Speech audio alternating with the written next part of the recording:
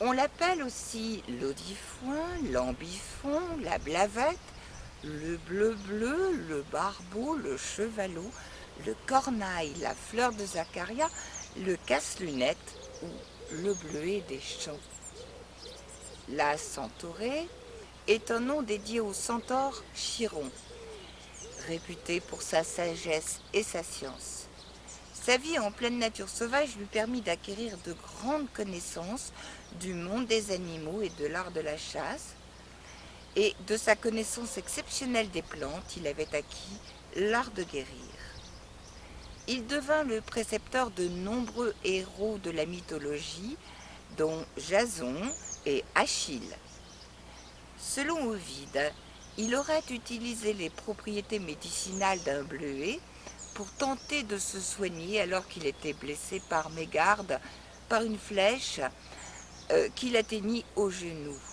L'onguent fabriqué à partir de la centaurée ne put pas le sauver, car la flèche avait trempé dans le cendre de l'hydre de Lerne, dont le poison était incurable. Sous le nom de barbeau, le bleuet est à l'origine du motif décoratif au barbeau, qui est un semis de fleurs. Et le motif des barbeaux, en fait, ce sont des bordures de fleurs en guirlande qui sont très appréciées sur les services de porcelaine ou de faïence, notamment dans les manufactures de Tournai et de Sèvres, et qui ont eu la faveur de Marie-Antoinette. Le bleu bleuet ou bleu barbeau tire sur le gris. À l'époque de l'affaire Dreyfus, fin du XIXe siècle, le bleuet porté à la boutonnière était un signe de ralliement pour les anti-dreyfusards. Pendant la Grande Guerre, au milieu des champs de bataille et dans les boues des tranchées, le bleuet et le coquelicot fleurissaient. Le bleuet de France porté à la boutonnière est le symbole de la mémoire et de la solidarité envers les anciens combattants, les victimes de guerre bien sûr, les veuves et les orphelins.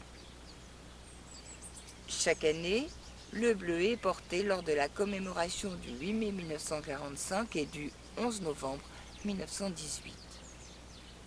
En Angleterre, c'est le coquelicot qui remplit cette fonction du souvenir.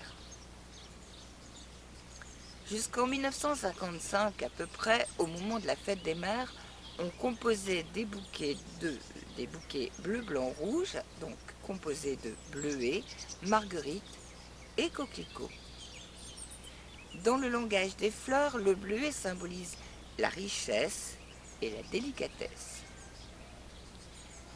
Très souvent adventive des champs de céréales, cette plante devient de plus en plus rare.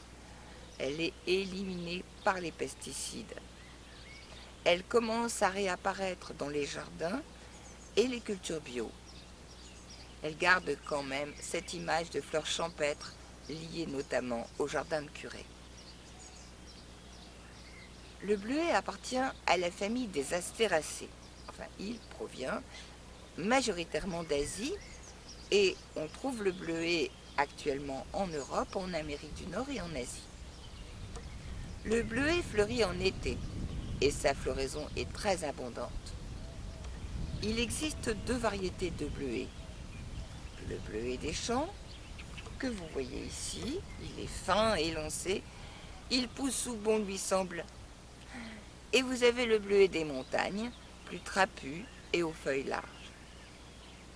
Les fleurs sont comestibles. Elles peuvent colorer des salades, des sorbets, des gâteaux, parfumer des mousses ou des salades de fruits. Les fleurs de bleuet sont reconnues pour stimuler et fortifier l'organisme, renforcer le système immunitaire, l'activité du foie et faciliter la digestion. Ce sont ces propriétés digestives et diurétiques qui sont utilisées dans le bleuet des montagnes. Le bleuet des champs, quant à lui, est plus une source de vitamines, notamment la vitamine C, qui va contribuer à réguler le stress responsable du vieillissement des cellules. Il est très efficace pour le système donc, de défense immunitaire et la flore intestinale.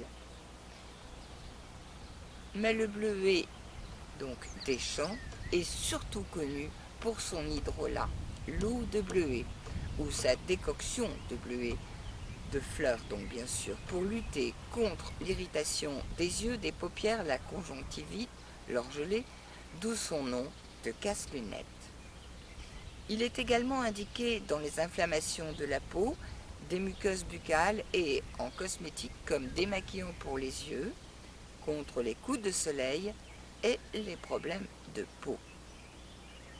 Cette eau est habituellement conditionnée dans des flacons de couleur bleue, opaque, avec la mention centaurécienne.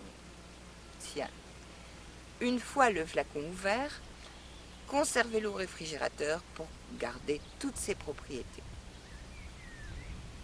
Si vous l'utilisez comme brumisateur ou comme tonique,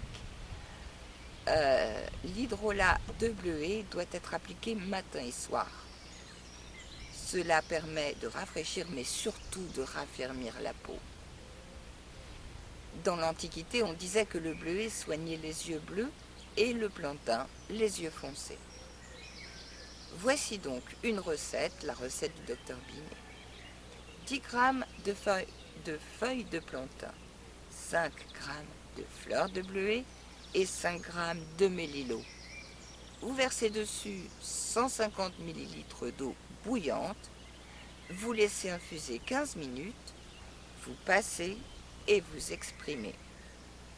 Vous faites 2 à 3 bains d'œil avec une œillère en ouvrant l'œil, ou si vous préférez utiliser un coton, en lotion tiède, en changeant le coton bien sûr à chaque fois.